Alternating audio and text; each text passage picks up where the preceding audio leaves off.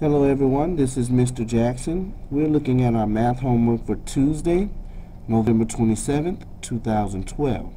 Item number 2.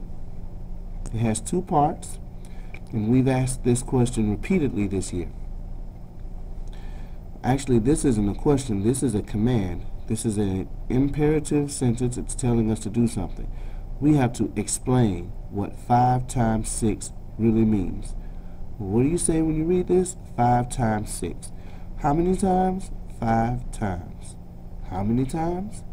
5 times. Now, multiplication is the same as repeated addition. So what are we adding 5 times? We're going to add 6 5 times. Now, from your fact families that you've been practicing, you know that 5 times 6 is 30. And you know that 6 times 5 is 30. You also know that 30 divided by 6 is 5.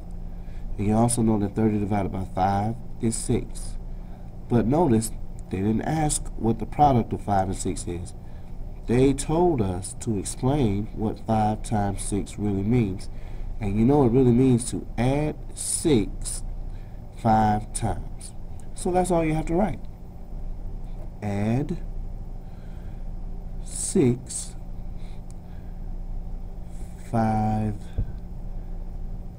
times. Notice that 6 is a digit that I wrote, but everything else is words because I'm explaining.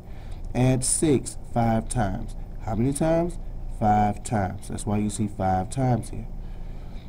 Now they want us to draw an array of rows and columns to show 5 times 6. So how many times we're going to add 6? 5 times. But I'm not going to be able to draw 5 groups because they did not ask for groups. They asked for rows and columns. So how many rows would I want? If I'm adding 6 5 times, I'm going to have 5 rows. And what am I adding 5 times? I'm adding 6 5 times. So how many will be in each row? 6 items. Now we use X's so that everyone in the class can have the same type of design that we would use to grade the paper. So how many rows do we want? 5 rows. Why? Because we're adding 6 5 times.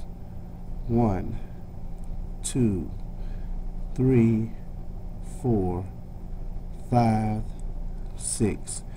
Rows go from left to right.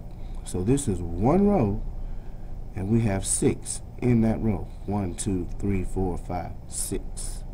Now, how many rows do we need? 5, because we're adding 6 5 times. So here's our second row. 4, 5, 6. Our third row. 2, 3, 4, 5, 6. Our fourth row. 2, 3, 4, 5, 6. And our fifth row. 2, 3, 4, 5, 6. And you'll notice, how many columns do you have? 1, 2, 3, 4, 5, 6. Columns go up and down. Rows go from left to right. 1, 2, 3, 4, 5. So we have 5 rows. 1, 2, 3, 4, 5. And we have 6 columns. 1, 2, 3, 4, 5, 6. An array is an arrangement of objects in either groups or rows and columns. And when you count all of these X's up, how many do you get? 30. Just for fun, you could go ahead and solve the problem on the side. As a matter of fact, I encourage it because it helps you to practice your facts. Okay, if you have any questions or concerns, please email me at ClassJump. Thank you.